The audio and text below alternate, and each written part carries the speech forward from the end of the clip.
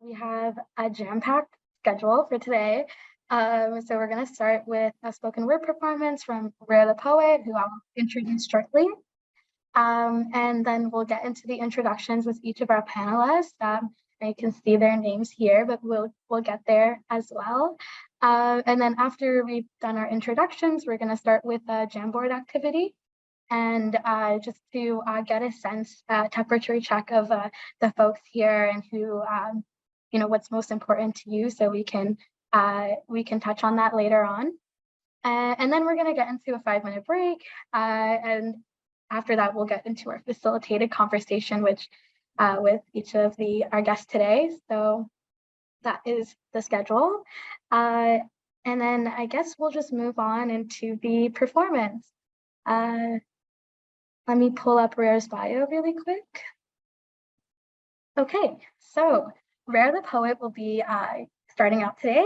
So Natalie, also known as Rare, I guess, Shattergone, better known as Rare. Oh my gosh, sorry, I'm really reading this word for word.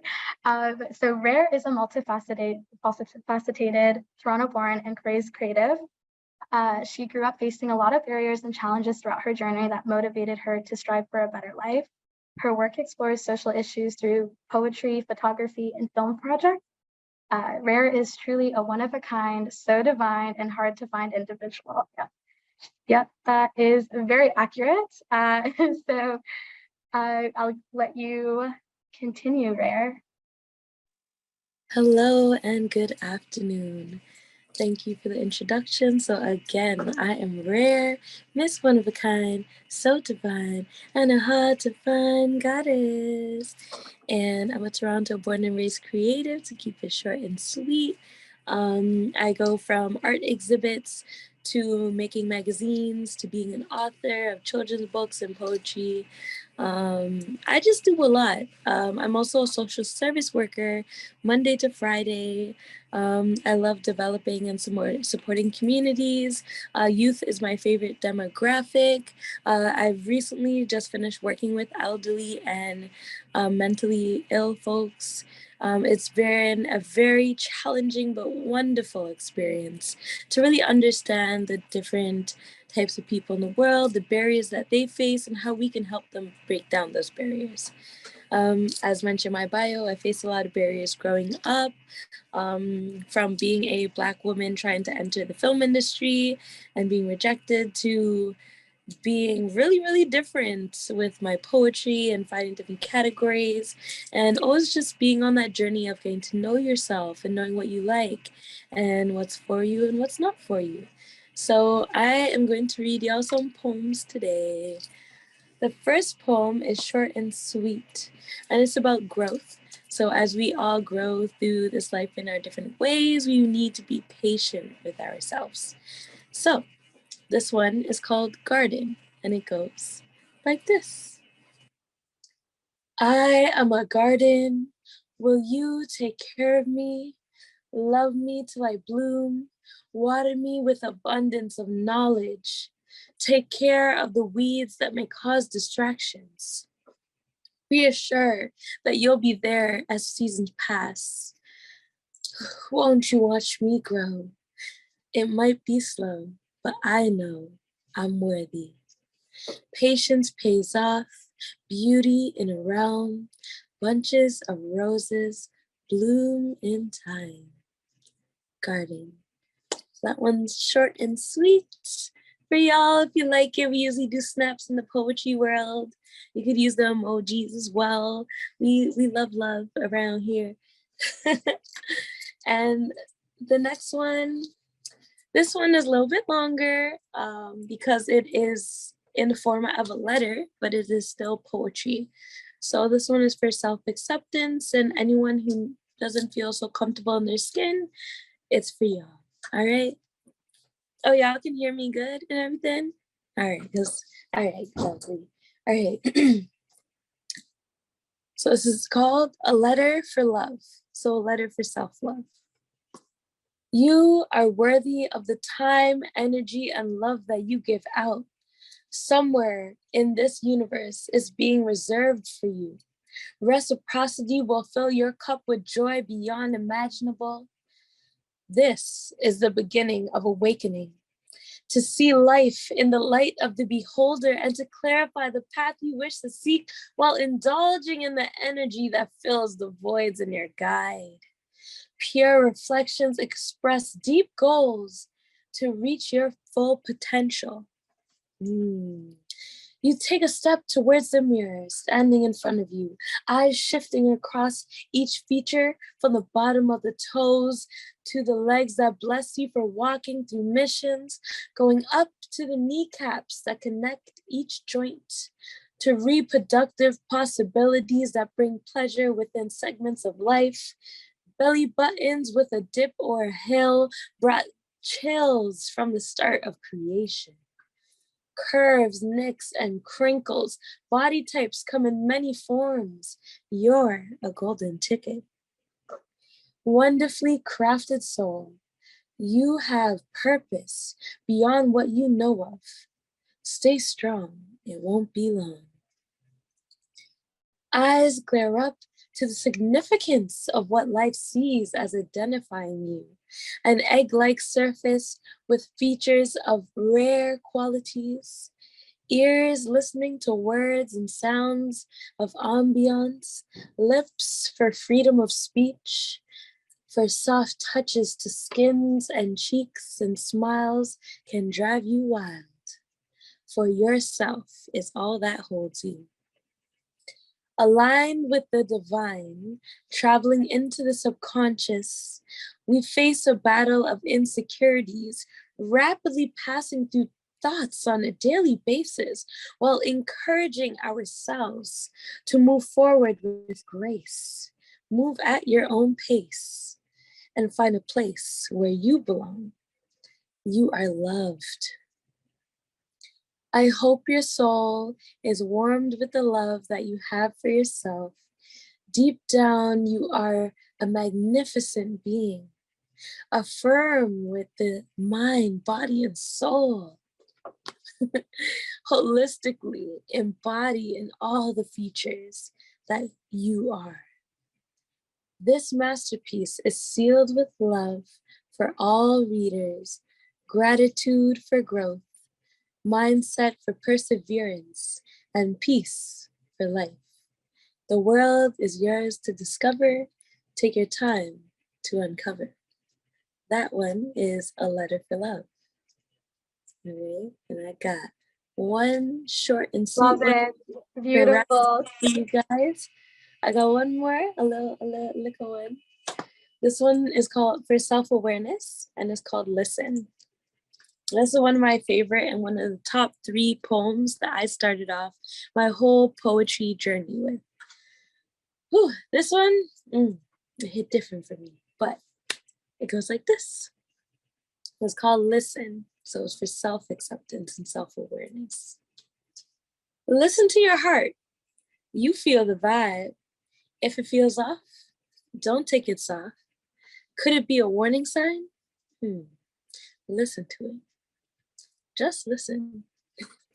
Deep down, you have a void. Reasons why you're paranoid. Thinking your life is a tabloid? Don't get it twisted. Social media plays a big part, but you didn't need it from the start. Know your worth, because this is your world. And that was Listen.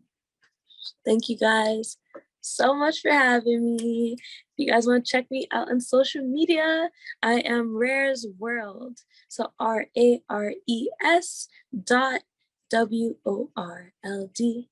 And you can find me anytime. I do a lot of work around the city. You guys can check out my art.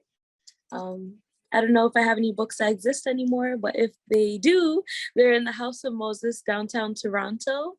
I personally sold out of my books, but happy to share some free poems on my Instagram. So yeah, thank you again, YouthREX, for having me. I hope you guys learned a lot of great facts, knowledge, and resources today. Can I add a link? Yeah, I could add a link in the chat.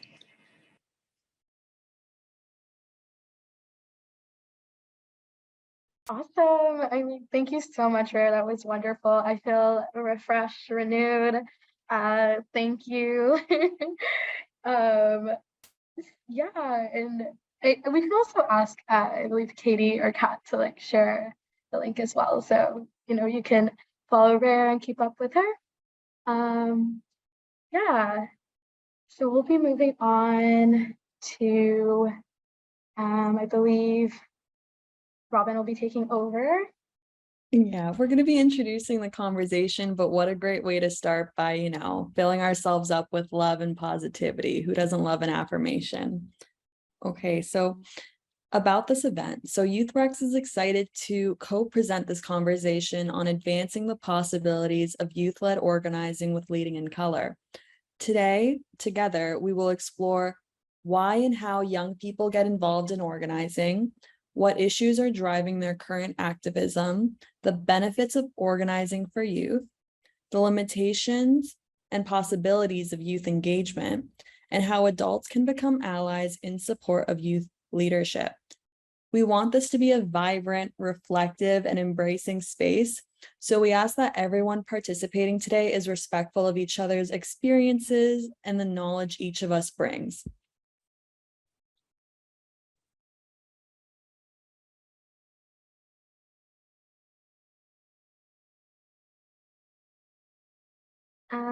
Yeah, and then I guess we'll be going through the introductions right now. So now we're getting close to getting to know all of our amazing and impressive panelists.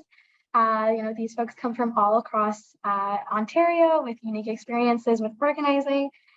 So we'll let them introduce themselves by answering how and why you got into your current work. So Habon, I'm going to actually start with you. Thank you. Just unmuting myself, sorry. It's been a while since I did something on Zoom. Hi everyone, my name is Habon.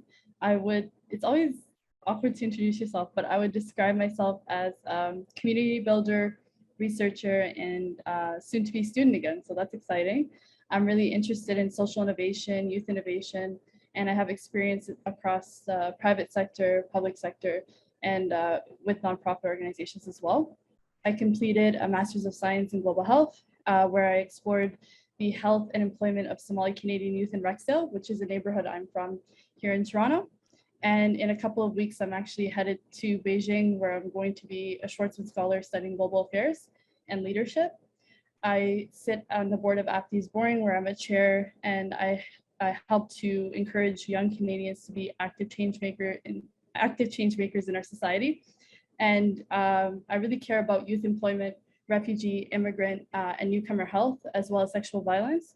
And all the work that I've accomplished in the past has been in collaboration with my communities, and I have never accomplished anything alone. So I'm happy to touch more on that in the conversation that we had. And what has actually pushed me to get involved at the level I am today is seeing my loved ones not being able to experience the full potential of their lives, and seeing how the way our systems are structured have robbed us of relationships, health, and experiencing life. So I'm really excited to be here today and to chat with everyone. And thank you so much for having me. Wonderful. Thank you. So powerful. Yeah. And we're going to get into like all of your experience very soon. So Peter, could you introduce yourself next? Sure thing. Hi there, I'm Peter Cohen. I'm a 20-year-old climate activist. I just finished my second year of a bachelor's in music at U of T. I'm about to do a year at Durham College for business. So I'm with a grassroots climate organization called Climate Justice Durham. We're situated on the traditional territory of the Mississaugas of Squamish Island and the Haudenosaunee Confederacy, about an hour east of Toronto. So how I got involved in climate activism, my mother's side of the family is from Jakarta, which, if you don't know, is the not just the capital of Indonesia, but also the fastest sinking city on Earth. And a couple of years ago, I had known that this was going on for a while, but a couple of years ago, I saw this headline that said, Indonesian government to secure new land for capital. because they basically decided, hey, we can't save the city, it's going to go under. So that made me obviously quite upset, quite angry. And so I just felt I needed to do something, whatever I could, because I just felt so powerless in that moment. I just couldn't stand it. I had heard about Greta Thunberg, and that she was affiliated with this climate organizing group called Fridays for Future, and they had a website with, like just a map of different protests around the world. And I found that there was actually one in my area that was happening on a weekly basis. So I went out, showed up with a sign, and asked if they wanted to create a social media presence. And from there, we kind of made ourselves an official group. Yeah, and the rest is history. We've been organizing. I have a list here for our business cards of, oh, thank you, of different stuff we organize. We do fundraising events, awareness and education campaigns. We're doing all candidates debates. And for the upcoming Ontario municipal elections this fall, we're doing a bunch of kind of voter awareness. We might be doing a get out the vote campaign, depending. We also do protest, and we liaison with municipal councillors. Yeah, so I've kind of found meaning in collective action and empowerment, as frustrating as it can be. Just being able to talk about the issues and tell people in power that they need to do something, and hold people accountable for when they choose not to. It's just, it helps kind of beat back the hopelessness that I feel at like the state of things, you know? Yeah. I think that's it for me. Should I pass it off to someone? Yeah, no, I thank you. And yeah, I guess, Caleb, would you like to go next? Yes, thank you. My name is Caleb. I am a former student at U of T. Went to school there for African Studies and Architecture, but I'm really here today representing 1919 Magazine, which is a community organization and multimedia platform for Black culture production, political education, as well as internationalist solidarity and imagination.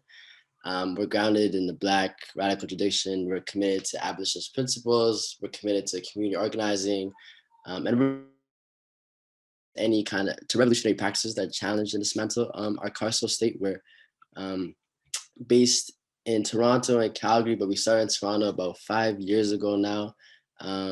One of the, I guess, a couple of things, I guess, why kind of 1919 I kind of had started is like really a response to different kind of frustrations I was feeling in my community at university and just kind of within the arts institutions and the media industry. So like firstly, like 1990 response to racist and elitist media organizations and art institutions in Canada that don't really value the stories or art or contributions of Black people. 1919 responds to just the inequalities of access and service Black people face in their neighborhoods, in their communities, in regards to like equal learning opportunities, in regards to arts-based practices and programs that just simply don't exist. And then lastly, 1919 really responds to just like the overwhelmingly Eurocentric and racist educational institutions at like not even just a university level, but primary and secondary, that kind of is that institutionalized and monopolize knowledge production through a Eurocentric canon. And that's the kind of focus in our magazine and kind of all the community work we do. So kind of everything we do is really using art to kind of foster more, like using our organization to kind of foster more radical art practices. The cool thing about art is that it can mobilize an idea very quickly. And that's why we are very passionate about the political education we do in the magazine and getting to kind of platform and work with all the cool artists and writers and culture producers. Yeah, thanks. Yeah, no, thank you. And yeah, I'm a little biased because I have written for 1919 magazine, but I know you should definitely check it out. They have really cool work in there, and it's very impressive and blows you away. So I definitely recommend. And I guess next, if Faye, could you go next?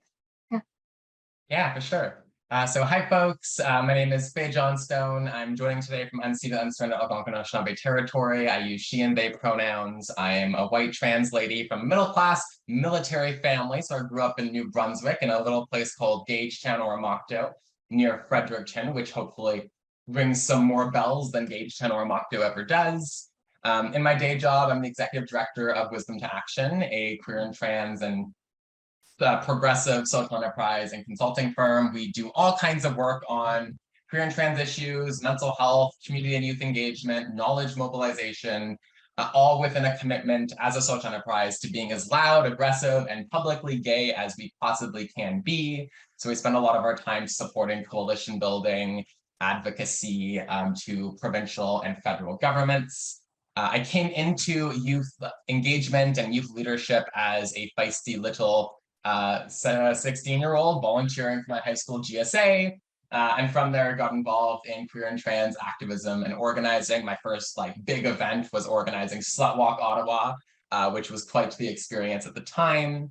And my passion really is trying to build coalitions between organizations and communities to bring forward solutions to the everyday crises that we're all struggling in the midst of as we speak, and trying to enable us to speak more effectively to governments, to stakeholders, and to folks who don't live in this world, to whom concepts of gender and sexual diversity, concepts of anti-oppression are unfamiliar, and then to some maybe even hostile. And so, everything and so much of this work is about, enabling the next generation of young folks and leaders to keep doing what they do. And I have the pleasure of helping with that with my fairly young team at Wisdom to Action, and still a young person myself, but I increasingly avoid referring to myself as such because I feel like I'm in a very different life position than I was when I was 17 and 18. But really excited to be here and excited for the conversation today. Yeah, thank you so much for that. And I think next we'll go to Serisha. Hi, everyone. My name is Serisha. I use she, her pronouns. Thank you for having me here today. I'm the executive director of Leading in Color, which is a youth-led grassroots organization that I started in 2019. And basically, I one day was in a meeting for my actual job at the time, and I was surrounded by people who were the highest lawyers and people in power within the refugee rights sphere in Canada. And they really didn't care about what anybody had to say about refugee rights. It was a really racist and toxic experience for me. And after that meeting that I was in, that I had just randomly been invited to, I looked around the room and I was the only person who was a person of color. I was the youngest person by 30 or 40 years maybe. And I was the closest thing that they had to a refugee by virtue of the experiences of my family, not even myself. I was born here. But members of my family came as refugees from South Africa. And after that experience, I was just enough is enough. These people don't care about us. We have to do this work ourselves. And I created Leading in Color. And so what we do is work, you heard a little bit about it earlier, work around peer-to-peer knowledge sharing with the idea that we as young people, often as first or second generation folks, have access to different forms of education that our parents and other family members might not. So when we get access to those spaces, we take what we learn there and we share it with the people in our homes, in our families, as a way to educate them as well. And hopefully that education then leads to action. And so that's the goal that we have. And that's what we've been trying to do for the past few years.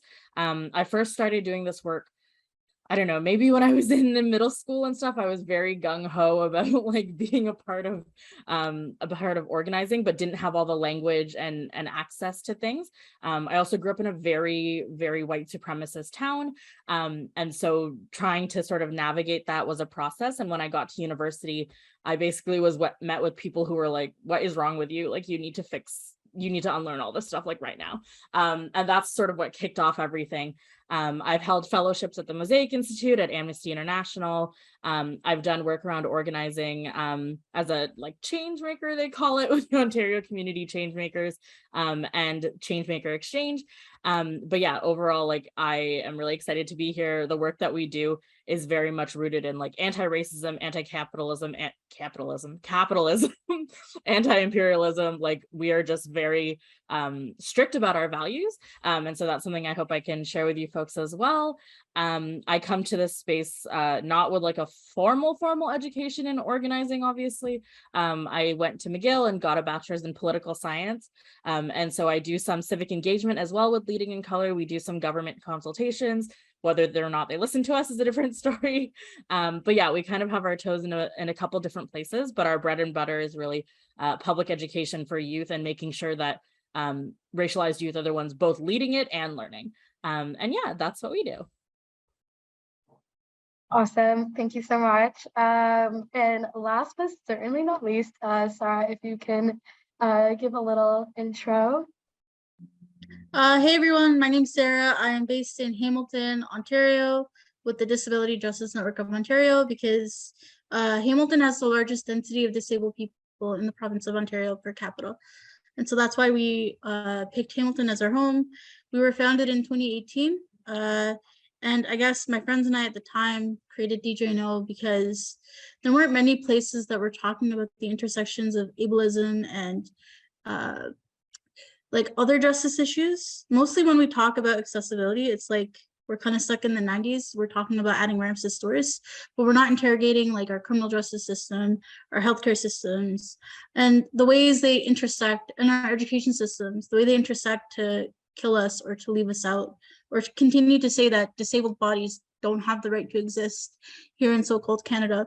And so the purpose of the Disability Justice Network of Ontario is to be political and to politicize young disabled youth and teach young people how to create a theory of change. Most disabled people are told, like, especially if you have an IEP in high school or younger, you're told like, go to this service or that service and ask for help, but you're not taught to ask the question, you know, where do you go when the services in place don't actually work for you or function?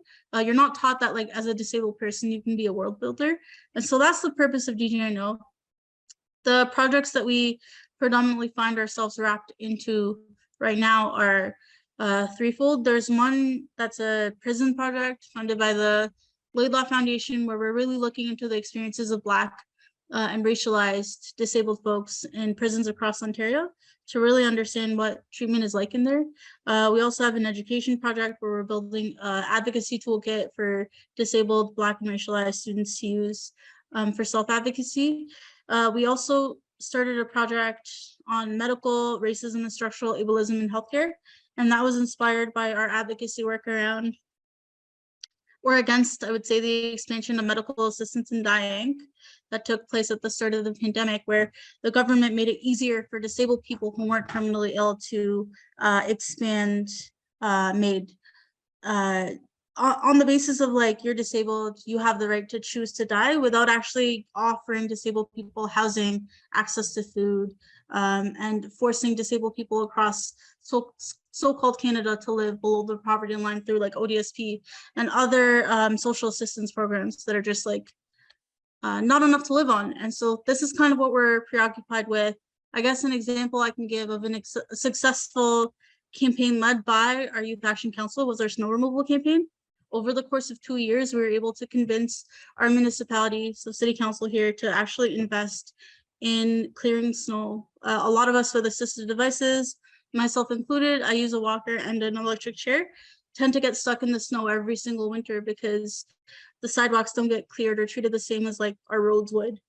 And so our Youth Action Council launched a campaign, said this was an issue, and asked other people to also delegate to council and pressure council into pushing for snow clearing. And we were able to get a pilot project passed for this upcoming fall, where city council is actually paying for sidewalk snow clearing across all major traffic routes and all bus stop sidewalks with bus stops on them, which is like a significant amount in Hamilton. A lot of people use transit here. So yeah, that's all I got for right now. Well, I mean, thank you. It was so impressive and wonderful, and like really inspiring to hear you working on all these different projects. And you know, I think I'm gonna let Robin, right? Are you ready to take over? Yeah, we have amazing people here. That's pretty clear. We also want to hear from you guys and learn from your ideas, because we know that our guests attending this event are just as phenomenal. So, okay, so to get everyone involved in today's discussion, we prepared 3 Jamboard questions to learn from one another. The questions are: what are the limitations and possibilities of youth-led organizing? What issues have the most impact on your community? What skills are needed to advocate for youth in Ontario? So check out the chat box below to access the Jamboards. We challenge everyone to try to add at least one note or image to the question that most speaks to you. So please take a second to add to it. We want to hear from you. We want to learn from you, and we want the Jamboards to look like collages. We want them to just be popping with ideas. And we'll be spending the next 10 to 15 minutes doing this. So please feel free to start reading other people's ideas, or I can even read out some ideas so that it's a little bit more collaborative.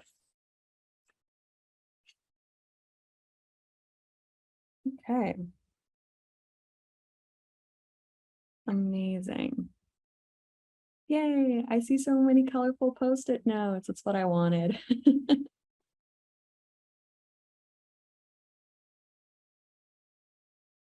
And feel free to add pictures if maybe that's a little bit easier or it feels a little bit more fun. Is there anything sticking out to you, Robin? I mean, kind of everything. This is really exciting. So,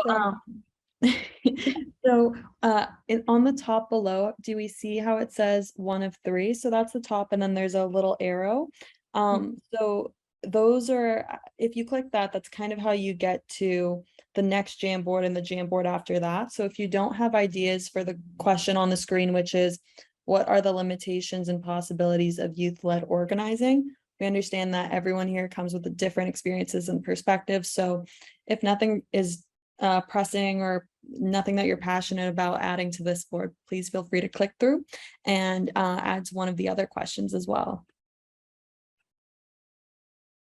And I guess if anyone has any questions too about how to use this, you can put a note in the chat, and someone from YouthREX will reach out.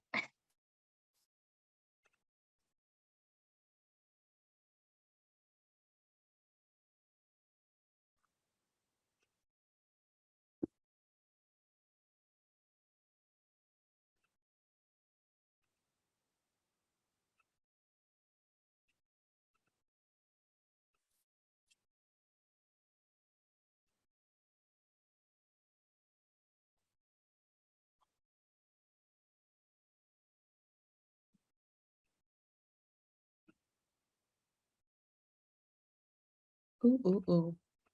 Okay, should we give it another couple of minutes and then start picking out some notes to talk about?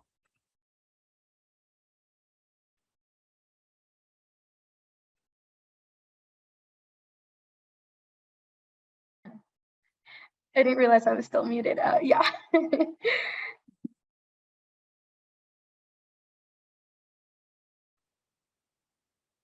I love it. It's so colorful. Okay, awesome. Well, I feel like the first board is pretty filled up. So regarding the question, what are the limitations and possibilities of youth-led organizing? So someone said, continued tokenism from those who think they know better. We're hoping to talk about that today, so I'm glad we were able to introduce the idea now. Absolutely. And the adults in power not willing to give that up, I think like part of the conversation we want to get into is how adults and youth can work together, and share power and more equally. And yeah, so it's nice to see that idea brought up too. We have amazing people here. You can tell how they've already started grouping ideas together and made notes on top of notes. I love that. Yes, thank you so much. I feel like you have to make the board bigger. And then so some possibilities include, one person said they are endless. Youth know what youth need. I love that. Mhm. Inclusion is there.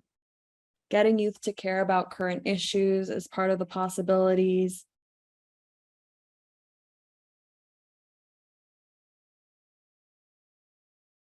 The future that is created is one that youth wanted and not one they had no choice in.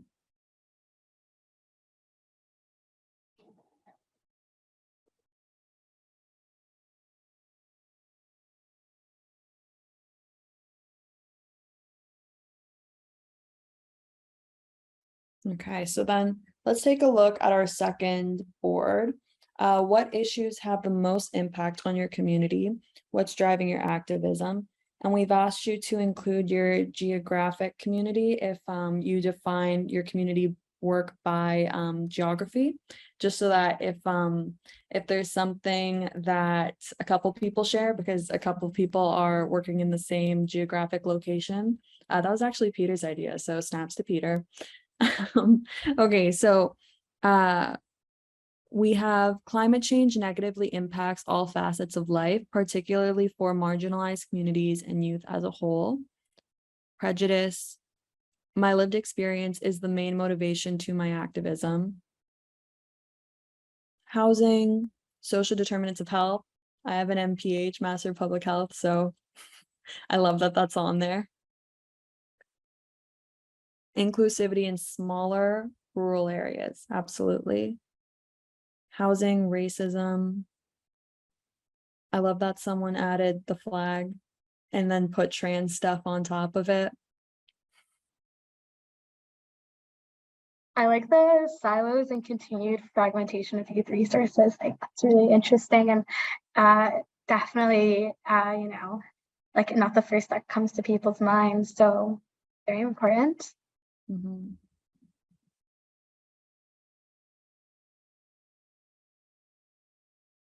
Stigma around drug use. I like that there's a wide range of topics here. That's awesome as we frame our guided discussion later on. Sorry, I didn't want to cut you off. Me?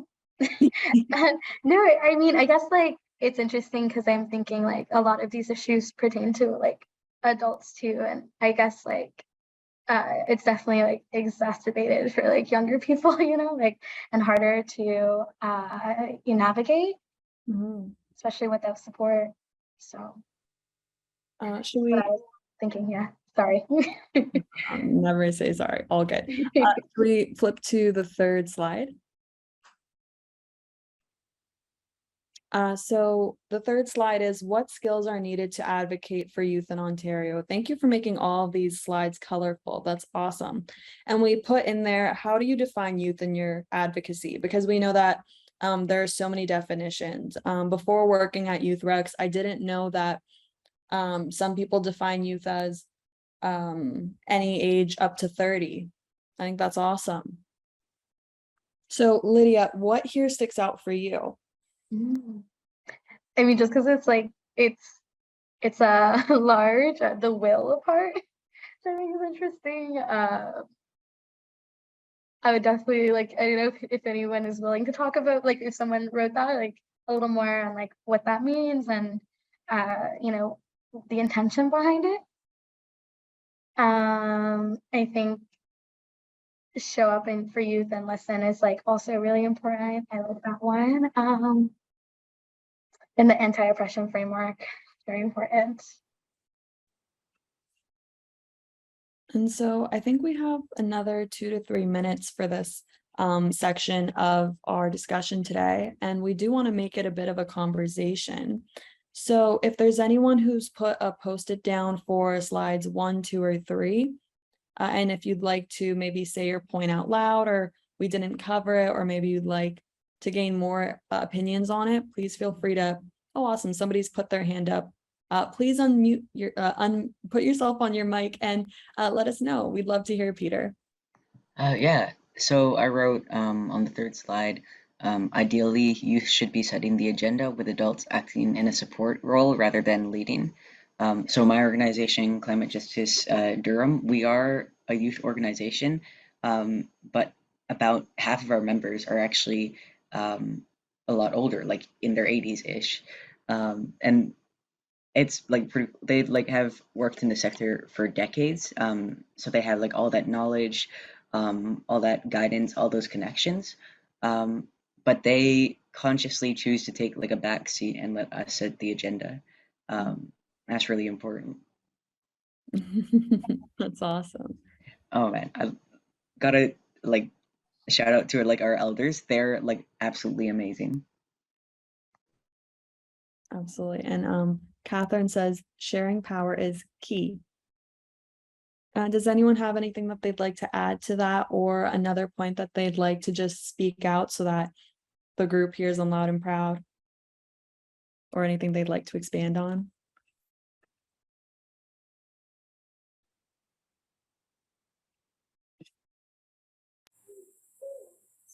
So, hi, so my name is Stuart, and first off, you all inspire me. It's really amazing what you're doing. So my daughter, actually, who's 6.5, I asked her about a lot of the topics we've been talking about, and she gave a really good comment for the second board. To be honest, I couldn't figure out how to use it, so I couldn't post a note. But basically, what she said was one of the challenges that comes up for us in the community is the threat of pushback or violence. Like she's saying, like if someone said to you, like, hey, I'm going to kill you for what you're doing, like, how do you deal with that? How do you get past that, and how do you like push forward even in the threat of pushback and violence? Mm-hmm. Yeah, that's very important, and it's an unfortunate like reality, but working in this space isn't always safe.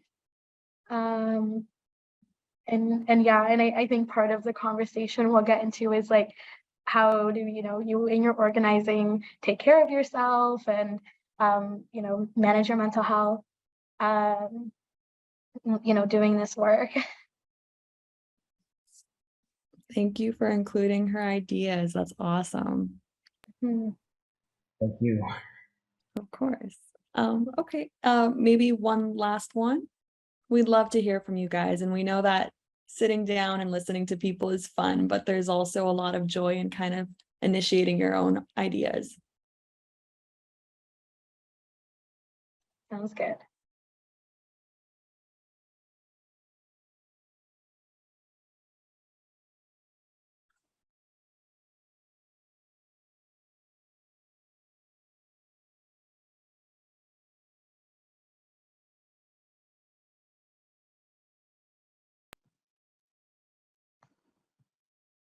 Just one thing to add. I did put in the gem board, I think on the third slide, like being able to take care of yourself, not just physically, but emotionally and mentally. Like I am someone who's very susceptible to burnout. So like learning how to do that and take care of myself has been so important. The other thing, like, worrying about violence, for me, like as someone who's generally white passing, and someone who lives in Ontario, which is probably one of the safest places in the world for trans people, I've been relatively fortunate, but like beyond like just your physical safety, also your emotional well-being and your ability to retain dignity from people who might not be inclined to give it to you. Like that's so important. Thanks, Peter. That's awesome. Okay, so I think now we'll be having a short break. So we encourage everyone to take a 5-minute break. I think we're gonna get into like the facilitated conversation now. So, I'll start with the questions. I think like our first question is gonna be, so what are the benefits of youth organizing?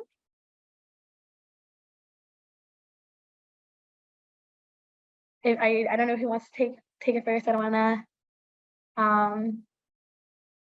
force anyone, but if you want to answer a question. Oh, thank you, Habon. Yeah, I'll quickly jump in. I think this has been reiterated by most of the participants on Google Jamboard, and even most of the speakers when they were giving their introductions. and our lived experiences is what push us to create change in our communities. So I think the benefits of youth-led organizing is that it gives a perspective that is often not at the table. Serisha, I'm sorry if I mispronounced your name, but you mentioned your experience being the only woman of color in a room, and the pressure that brought, and how the input was not there, but also how it made you feel. And I think when we're often in spaces with other youth who look like us, experience the same challenges that we do, we're often able to come up with solutions that are far more effective and practical and benefit our communities. So I definitely think the solutions that we create are one of the biggest benefits, but also the support systems that we create for each other are really special in community. Absolutely, absolutely. I love that. And yeah, I don't know if like Serisha, if you have anything to add or say, feel free to jump in. Yeah, I think my only thought, and my favorite thing about the question is I think one of the biggest benefits of youth leadership and youth organizing is the ability to call everybody out when they're not actually doing the work in alignment with their values. And that is actually something that I think youth engagement has introduced, especially with even when it's institutionalized into healthcare or youth organizations, the actual giving up of decision-making power to young folks.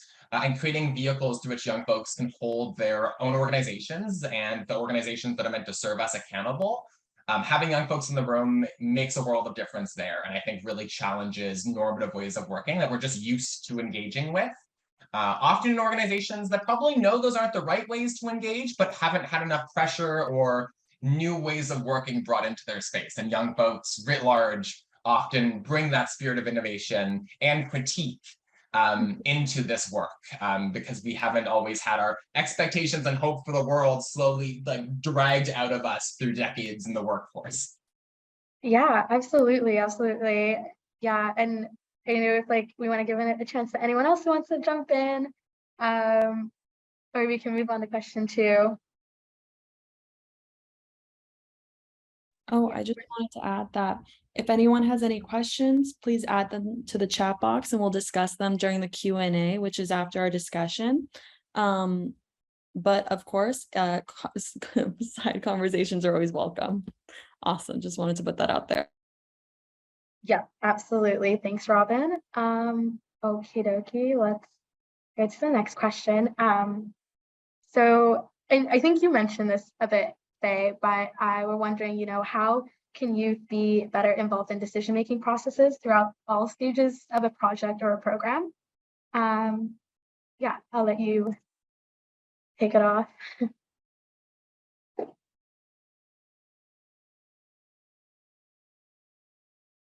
You did name me, right? No, I just meant you've touched on it. Feel free to. I was I can say things, but other folks can hop in for a second. No, do whatever feels right. Yeah, I know, Peter, if you want to take it on. Sure. So sorry, the question was how can youth be better? It's also in the chat. Sorry, yeah, I should have said that. Robin dropped it in there, but it's how can youth be better involved in decision-making processes throughout all stages of a project or program? Right. Well, it depends on what your issue is, I guess. But for me, just finding a way to get in the process in a meaningful way. So attending consultations, sending emails, and doing delegations to city councilors. Just making sure that you are officially there on record. It's one thing, it's really good to protest, but they don't have to pay attention to that. They don't have to enter it into the record. They don't have to respond to it.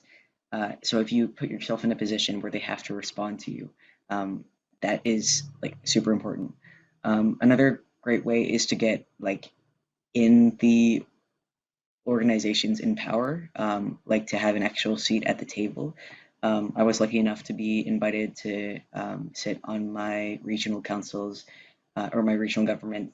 They have a Durham regional roundtable on climate change, and I was invited to be a member of that roundtable to kind of have a bigger input. Yeah, That's awesome. And I like haven't read through the whole question, comment here by Catherine in the chat, but I was thinking about, like more generally, like what roles could adults play, or people who have like positions of power to, take an effort in that like inclusivity of youth voices. Another, like, to get adults to understand like what they need to do to get youth to be engaged.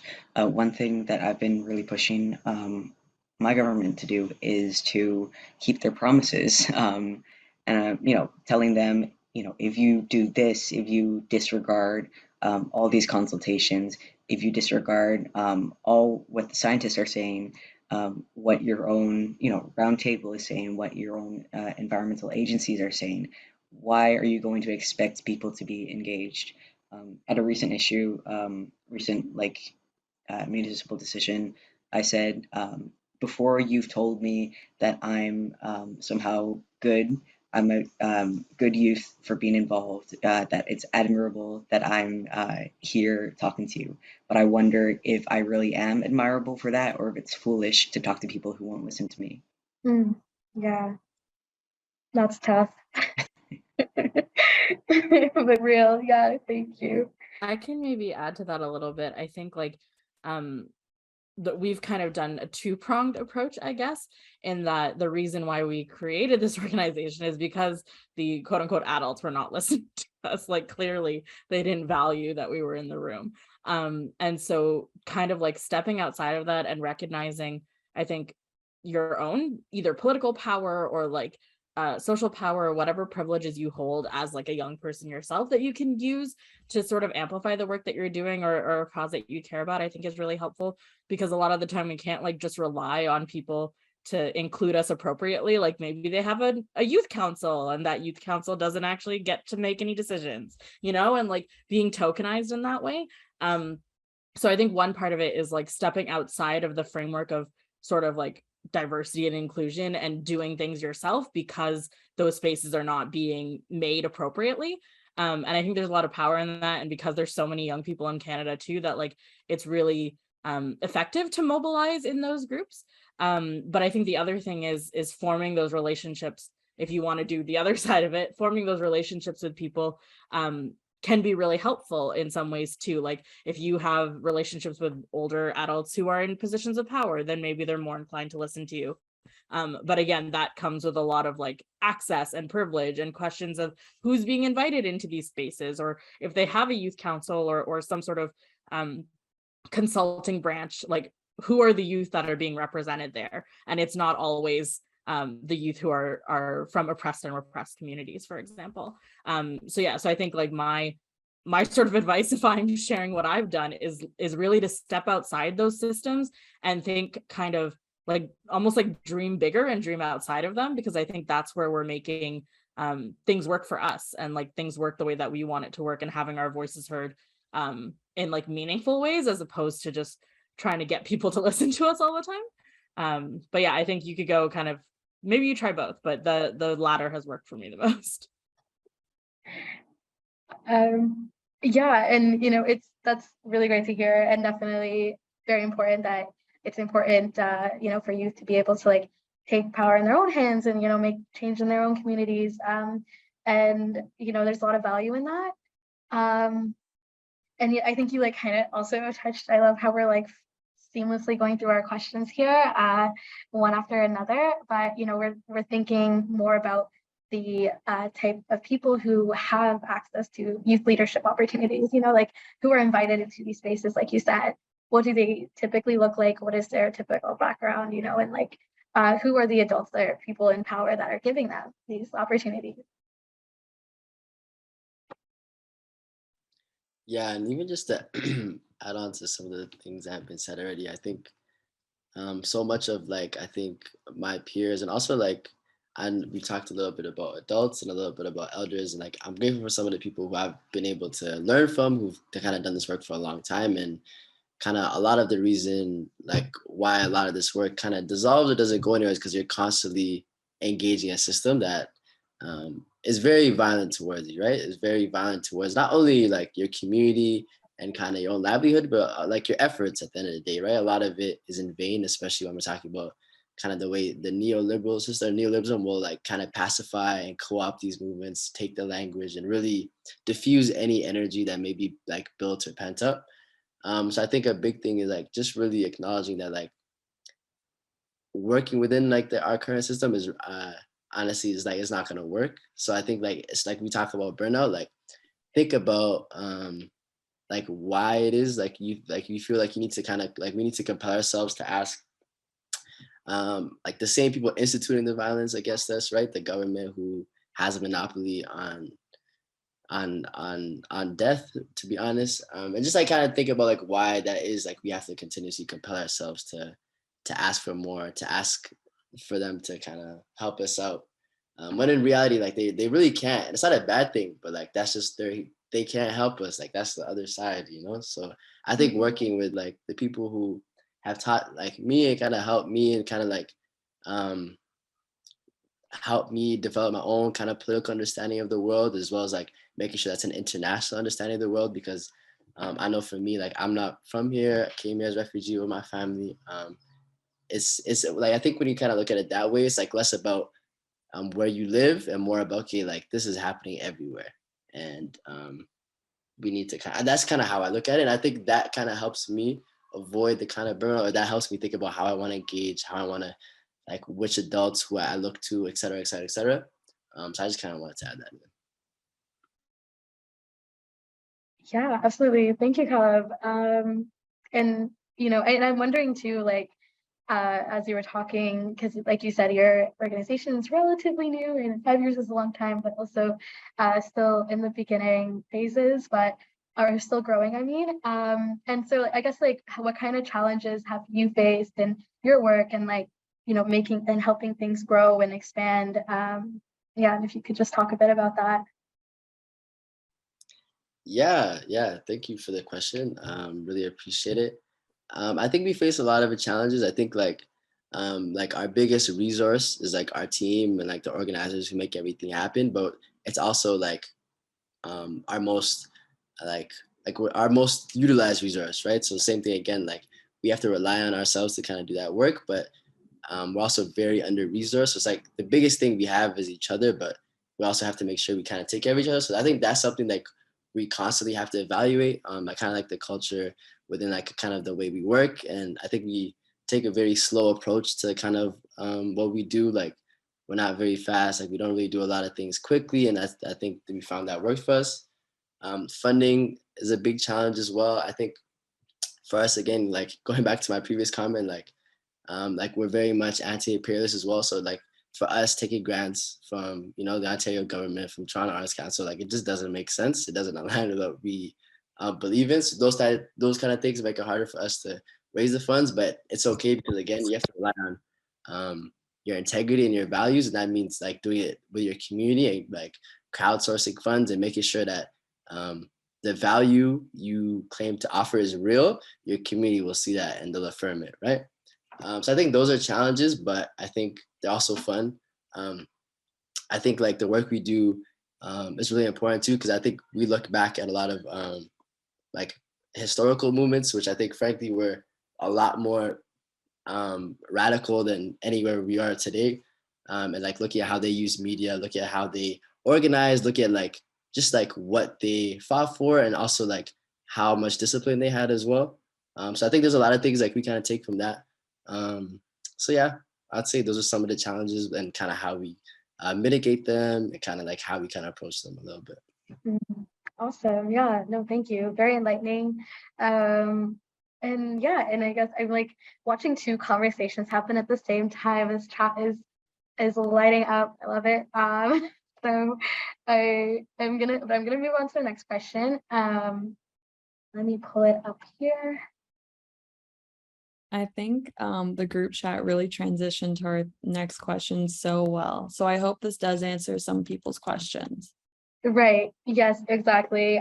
So yeah, next we're going to ask you folks, you know, what lessons do adults need to unlearn so that they can be more effective agents for positive change in the world? So yeah, any thoughts on that? I don't want to call anyone out. I'll stop being the teacher. Can I jump in on that? Oh, of course, yeah. When I think about like how that question is worded, I feel like, at least for me in my community, the Somali Canadian community here in Etobicoke and Rexdale, like the adults are not perfect, but they've literally modeled the way of community engagement and care for us from the very beginning. Like our parents and our elders, like they haven't, they don't have fancy titles or roles or funding, but they create those care networks and support and advocate for us. So I think we also have a lot to learn from them as well. And it's in conjunction that we see change. It's our parents who, fought the TDSB for more mentorship and supports. It was like 6 Somali refugees who led a charter challenge to remove the ID requirements for, immigrants and refugees. So I think that's one thing that is important to note. And then I think this ties back to the last question as well. I guess any tips for adults who are in the crowd maybe and are working in organizations or initiatives and looking to like really incorporate youth voices in a meaningful way. I've been in spaces where I've been tokenized and it's not been meaningful and it sucks. And I think all the panelists have kind of pointed to why that exists. But I think Apti's Boring released a report called Together We Rise, and it has a couple of tips and I'll link it in the chat, but it's really important to give youth decision-making power, to prioritize, where they're coming from, their identities, and create a space that allows for them to fully show up and participate, to incorporate mentorship opportunities that are also culturally appropriate. And I think one thing that's really important that I have not had in a lot of youth spaces growing up, but can make a world of a difference is like really communicating the sandbox for innovation. A lot of organizations don't have a lot of funding, or they have timelines that they work on that are really quick, and their turnaround for youth engagement, it's kind of problematic in and of itself, sometimes in what they're trying to achieve. But if you communicate and convey to youth what your limitations are and what you're able to do, I think they can show up and it will be more beneficial to everyone involved. And recruitment, I think we're going to touch on that in another question, but who's at the table, what voices matter, and what solutions you're trying to make, and making sure that the right people are there and actually doing the work to get people that are supposed to be there, and incorporating the feedback and making sure that you're really listening to the feedback and it's responsive in your programming and your services, I think is also really important. But I'll link that report. That's all I have to say on that. Yeah. And thank you, Habon. I mean, absolutely yes to everything you said, but especially and it's making me think about accountability, because like you said, towards the end of there's a consultation process, and then they have feedback, but what do they really do with it? How do the people being surveyed know what they're going to do with that information next? And I guess just have a more collaborative way of working together to get things done in a proper vision, that meets both the needs of youth and adults. So yeah, I don't know if anyone else has anything to say. Yeah. One big thing that I think might be overlooked a bit is understanding that even if you're speaking the same language as youth, there's still a language barrier. That's not just, over time language kind of shifts. There's also the fact that youth's idea of what's appropriate or even professional might not be the same as yours, and they may not want to use professional language in the same kind of spaces. At the same time, that's not to say that professional language isn't valuable and a good tool. I've definitely seen some of our adult allies kind of cringe at the proposed phrasing when youth write something out to speak to the public or to politicians. But it's kind of about knowing when and how to offer help to youth with translations, kind of making it more, making the language more palatable to whatever audience you're reaching out to without softening the message. Just knowing kind of, sorry, how and when to kind of offer professional language. you know, I actually had to get a master's degree to learn this, but I learned that from a KM team, and the work I do isn't as KM as Lidia. She's the expert here. But I was again, knowledge mobilization in case people don't know. sorry, yes. Sorry, go ahead. I didn't mean to interrupt.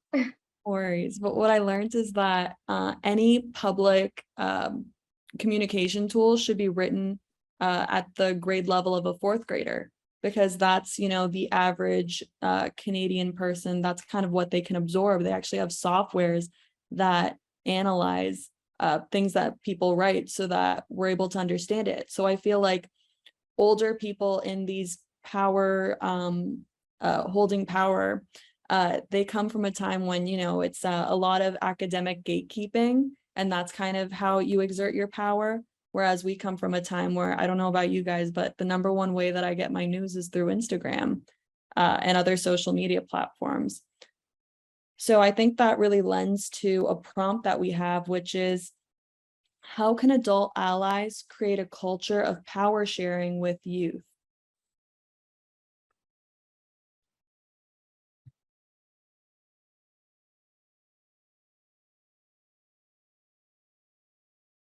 I love just watching all of us like wait to jump in, and I'm always the person who like jumps in while also knowing I probably shouldn't always be the person to jump in.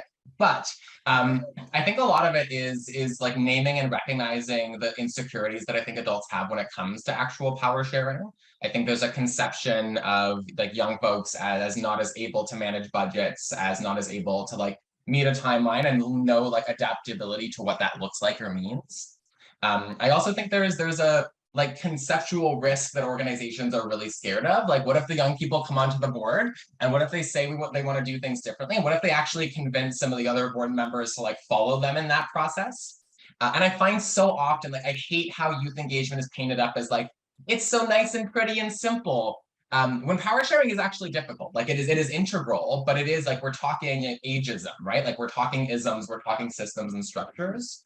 And so I think there is an inability to recognize the amount, like that power sharing does take giving something up.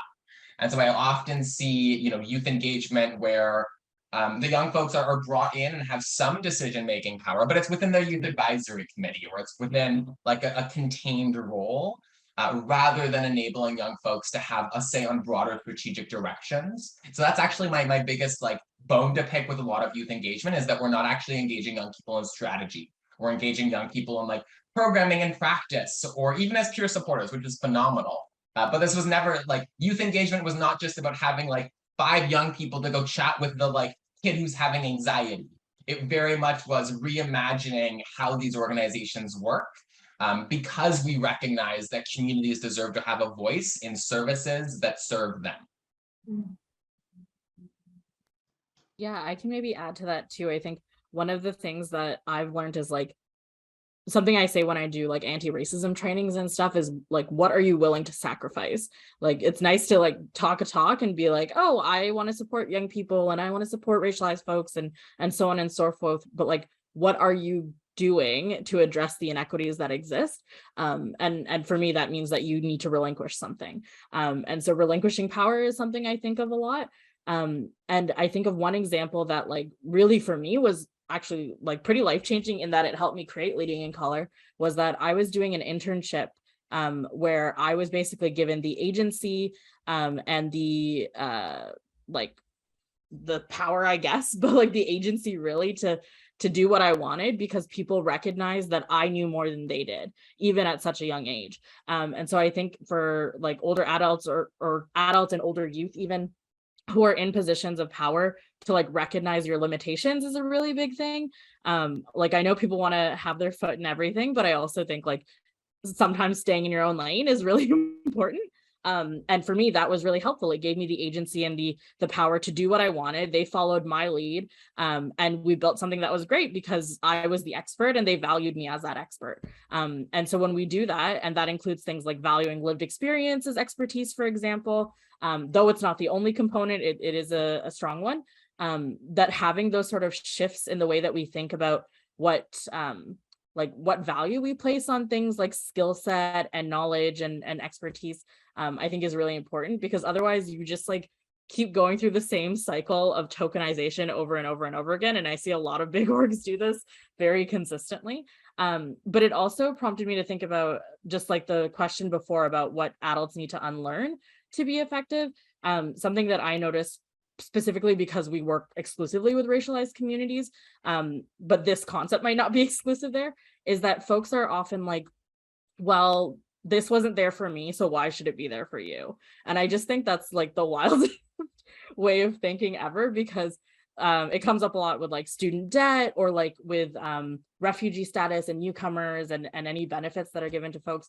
That's where we see it a lot of like, well, our lived experience as immigrants or refugees is different, and so we didn't get this help, why should somebody else? And I think reflecting on that and finding a way to challenge people's perspectives on that by saying like, just because you didn't receive something doesn't mean everybody else shouldn't. Like what could it have been like if you did, for example, I think is a big one. So that, and recognizing the limitations that you have, I think are the ways that you can share power or even relinquish power effectively, so that young people can actually like take up the reins and take agency and make different decisions than perhaps some of the folks that are currently in those positions. Absolutely. And oh, sorry, was someone saying something? Because I was just, no. Okay. Yeah, sir. You go first. You're first. Oh, no, please, Peter. if you'd like. Okay.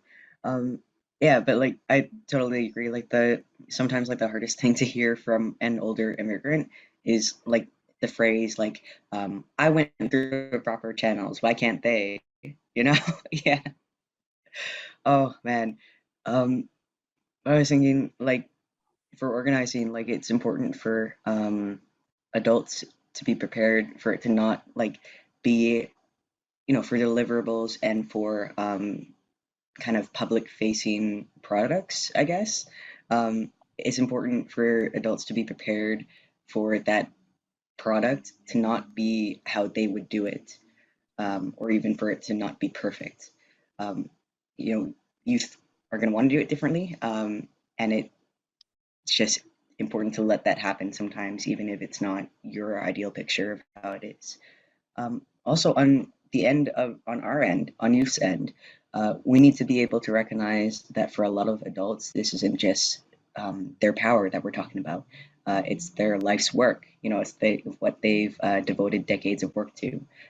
So when we're kind of receiving power from them, it's important to kind of express gratefulness and gracefulness, and also diplomacy, respect. Those are all important, unless they disrespect you, in which case go ham. Yeah, absolutely. And I think like what's coming to my mind when I think about power sharing, and it's really important for adults to think about too, is like, just like reimagining like, where did this power come from? Like why was it like, why is it still being reinforced, and like what factors is forcing it? Because really it's capitalism, it's racism, discrimination, it's like all these like other levels of I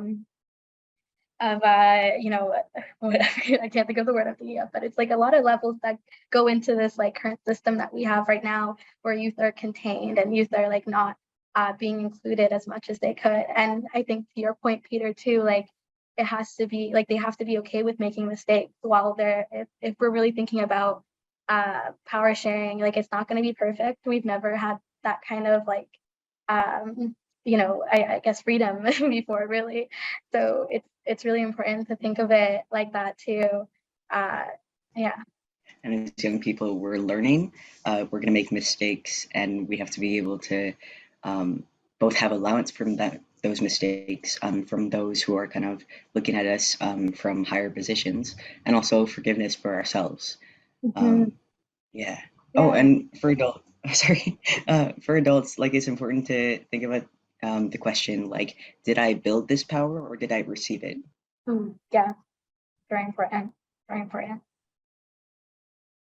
Snaps. Okay. Yeah, okay, so I guess we can move on to the next question. Maybe we should, I'm going to ask, we're going to move on to our final question. So I'm wondering how you folks have been taking care of yourself and doing the work that you do, because it can be exhausting. It can sometimes you don't get the validation and reward that you deserve and a recognition. So, and if maybe you folks want to talk about that a bit.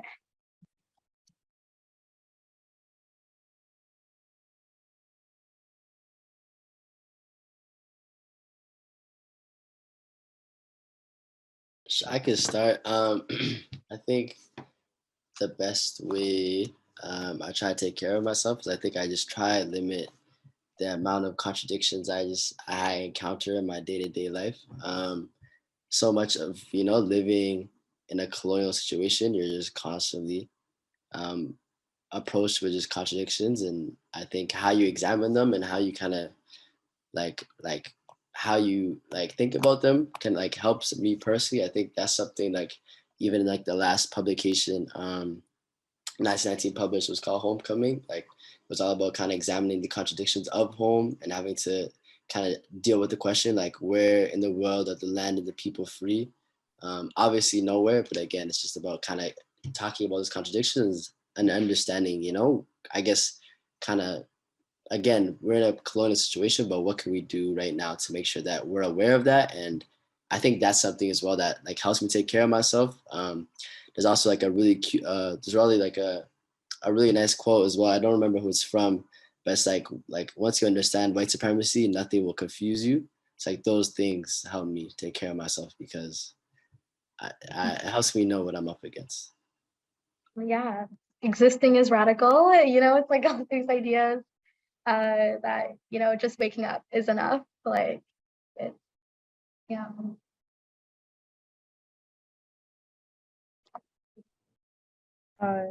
I guess I'll jump in quickly. How I take care of myself, definitely I have an incredible support system, whether it's my family, my really close friends, and other community members, and just leaning into that support system.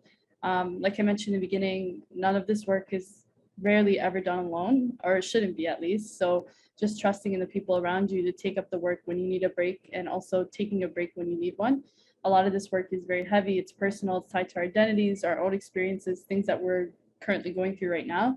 So it's really easy to get caught up and throw yourself into it and give 1,000% of your energy, which sometimes is needed, but it's also very important to take a break and rest and know when it's time to step back and see how it's impacting your mental and physical health too. So just taking those things into account and pacing yourself, because the challenges that we're facing, some of them unfortunately will not be solved in our lifetime, but we can plant the seeds and do our part in moving the dial, and that's enough. That is enough. Thank you, Habon. Oh yeah, please. Yeah, I am probably the worst person actually to answer this question. I do a terrible job of this. I'm continuously being yelled at because of it.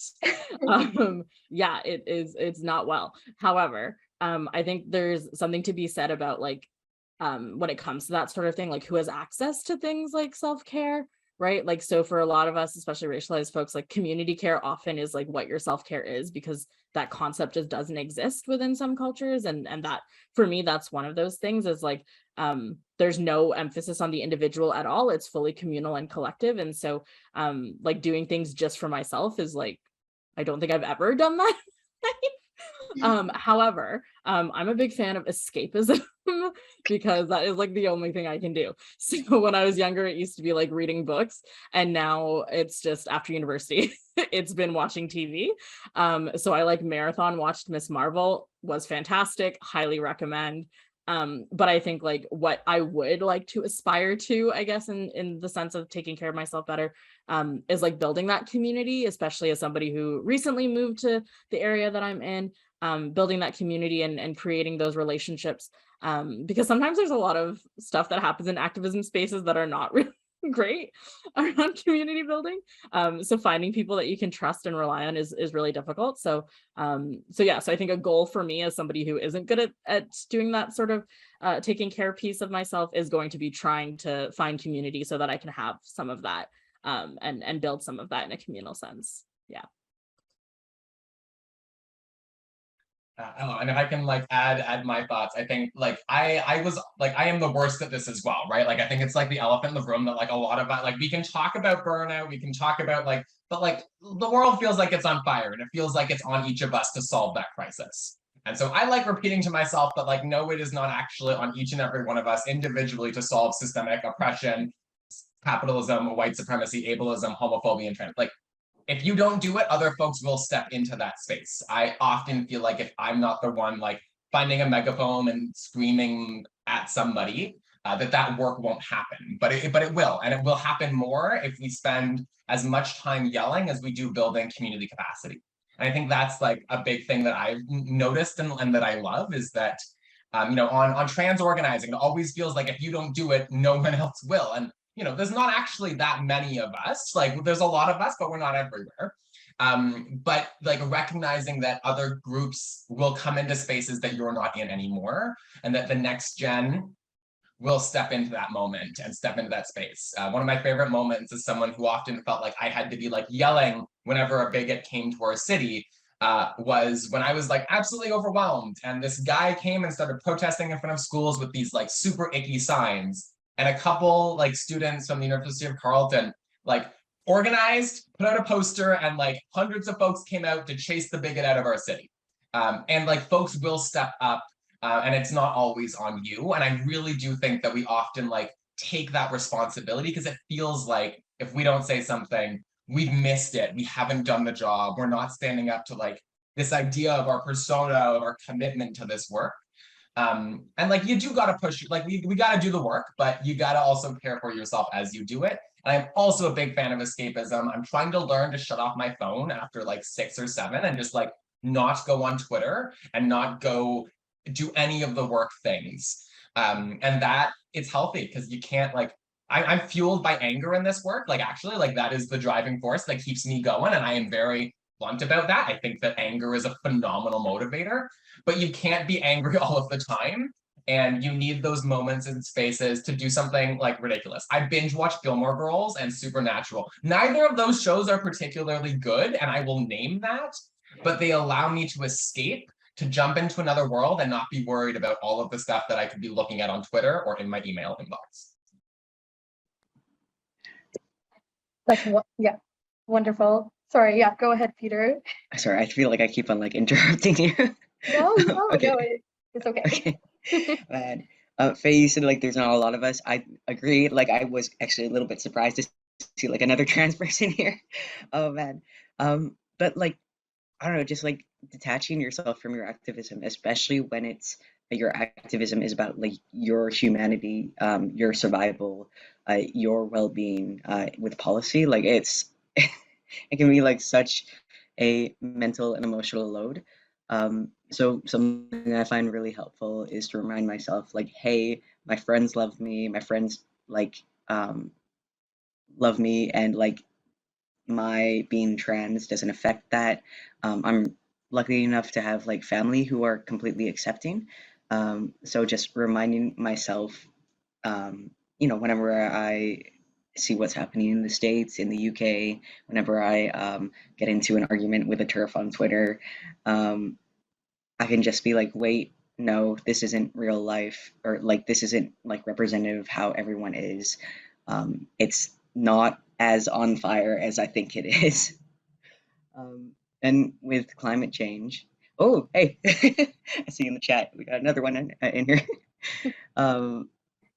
But like with climate change, like a big thing is climate anxiety and depression. I actually recently wrote an article that has yet to be published, but it's 5 ways to deal with climate depression.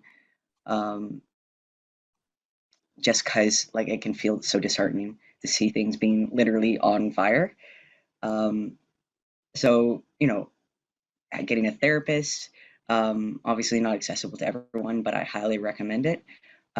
Taking time to grieve is really important because there are losses, there are just tragedies, and taking time to not feel like not just anger, but also just sadness and grief is really important.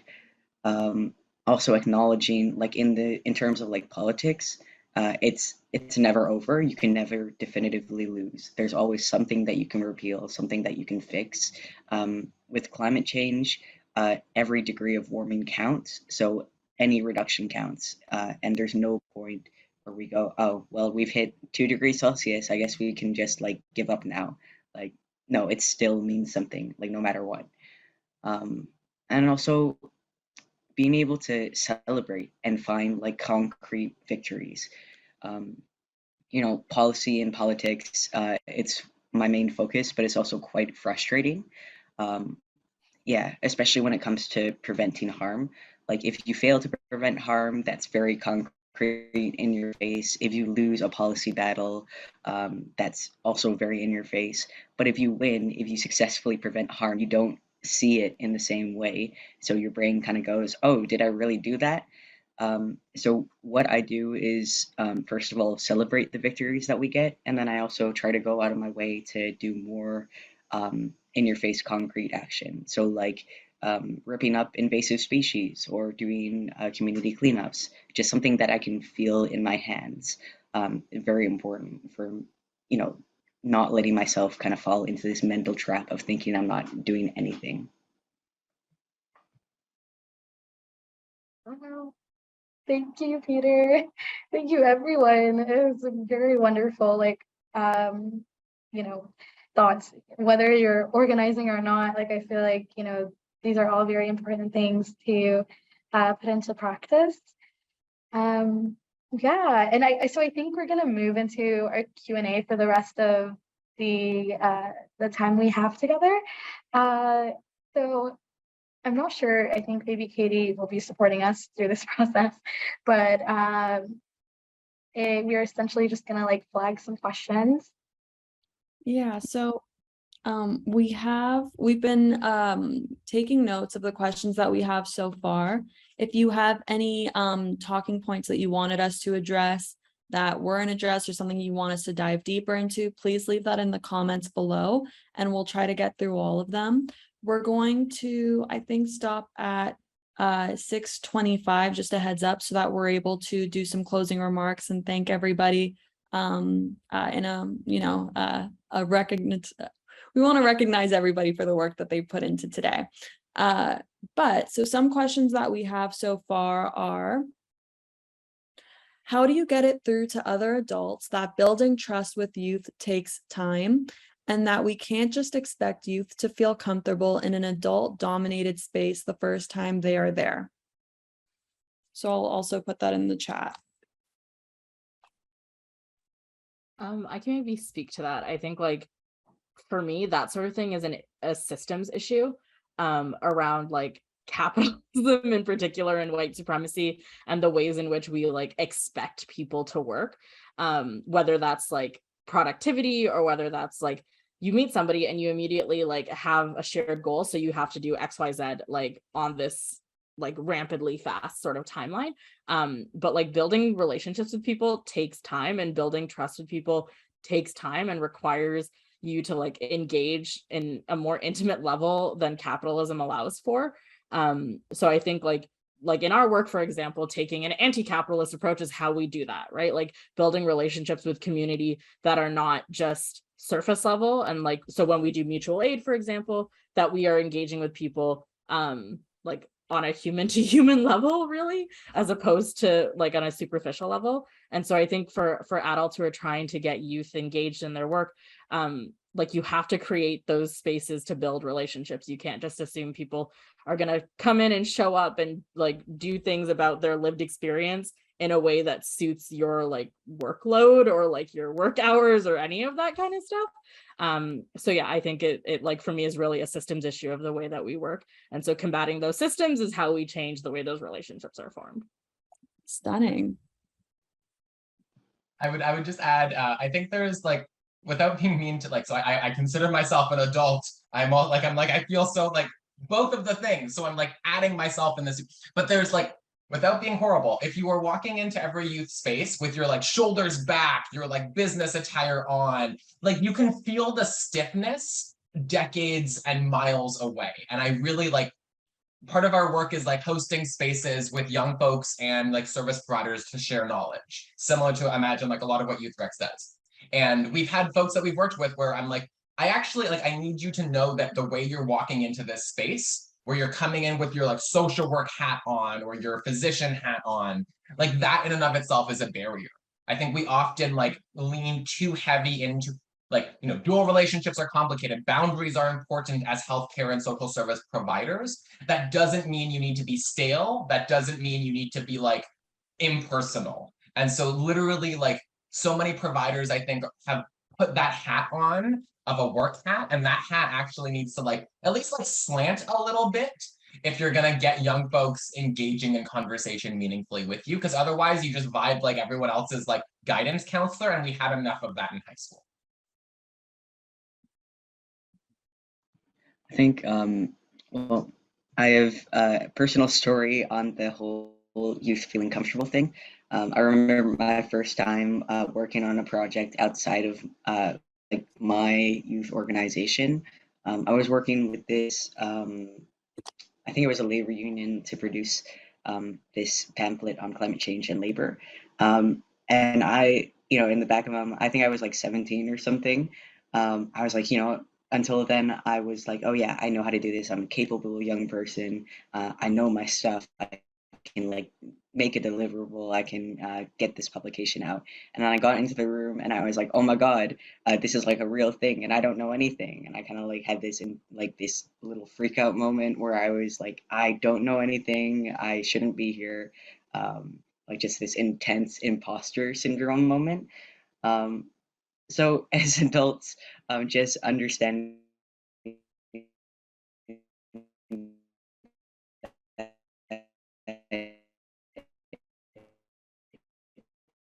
you might be experiencing that. Your career as an activist is going to happen. But like just trying to make people feel comfortable, trying to get them to know them on a personal level, maybe. Also, at the same time, being sure not to talk down to youth. Like, Oh no. I think you're frozen a bit, Peter. I don't know if this is me as a youth. Can you hear me? Oh, Okay, you're back. okay, okay. Whereabouts did you lose me? I can just. I think it was like a little in and out for a minute or two. I mean, if you Oh can, no. sorry, if you can pick up, I guess like so like the second half of the question, I think you were getting into. Or no.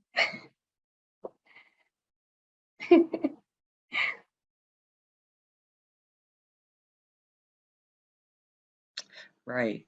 Like I don't know if this is me as a young person or as like a trans person, but unfortunately, I think I'm pretty good at knowing when someone's talking down to me. Yeah, right. So just like being very conscious of how you're talking to a young person, especially if they're marginalized, because they will pick up on it if you're not respecting them as an equal. Mm-hmm. Absolutely. So I'm conflicted. There are so many good questions to ask from here, but we are running out of time. Should we ask one more question and just have one person speak on it? And we kind of like pinky promise to keep it short.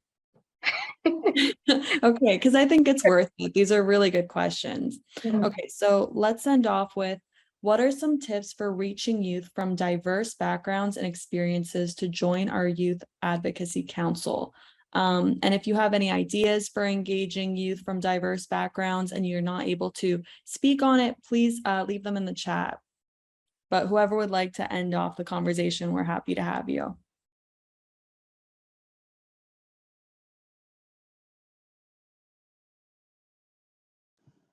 I feel like I've talked a lot, but do you have some stuff to say on this?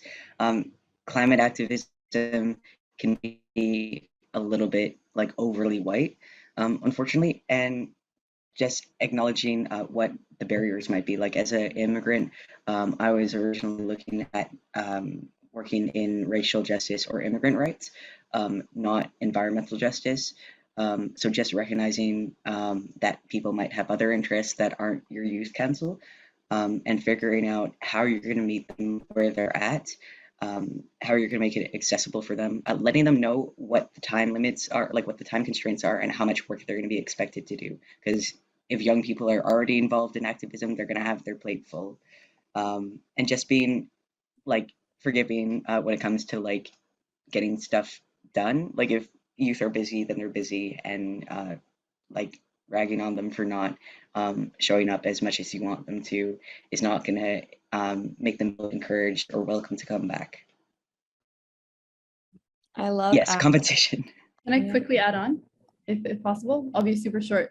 And just like I worked at an employment social innovation space, and this is a question they often ask themselves, but I think it's really important. Like, are you building those relationships with communities in your work? If you're like, let's say, focusing on youth and employment, are you reaching out to those communities? Are you in the community? Are you hiring people from those communities? Like, those are very real questions to ask, because it shouldn't be hard to reach diverse communities. It shouldn't be difficult to recruit. So I think it takes a little bit of self-introspection at that point to see why it's difficult. Yeah, awesome. Awesome. I love actionable questions. They just feel so fulfilling to answer, because you know that someone's going to take that and they're going to make something big out of it. Awesome. Okay. So we want to thank everyone here for their time and energy today. We hope this was a valuable experience. You might have met some new heroes that you're going to follow on Instagram and all their social media and follow their work through. You may have had somebody voice your frustration, your thoughts, your passions. And we do hope that the conversation resonated you in one of those ways, if not all of those ways. Please be sure to follow up with the speakers here today if you did feel that way. And if you have additional questions for them or for us, please reach out. I think we're all the type of people who want to continue this conversation, and it's kind of a lifelong thing for us. So I know we learned quite a bit from our guests today. We'd also like to shout out Leading in Color, as well as the YouthREX team who have worked behind the scenes to host this event. So thank you, Kat and Katie. And follow YouthREX on Facebook, Instagram, Twitter, LinkedIn, and TikTok. At YouthREX, and find more resources on our Knowledge Hub. There are truly so many things that we've written about and developed resources on. So we hope that those do help you with the wide range of work that you're doing. And don't forget, we also provide many services for youth workers and programs like evaluation, program development, and learning opportunities. And there's so much more that's available on our website, which is youthrex.com. So thank you everyone for being here. And we hope you enjoy the rest of your evenings. Thank you so much. Yes. Wonderful conversation. And I don't know if you said this already, but the recording will be on our website. You know, if people missed it or anything. So keep an eye out for that.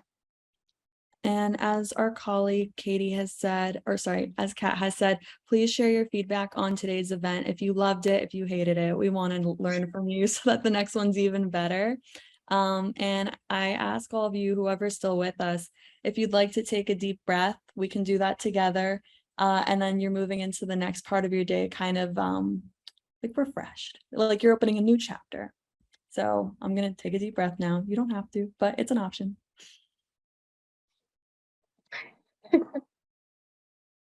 Awesome. Okie doke. Thanks so much, guys. All right. Bye-bye. It was nice meeting you all.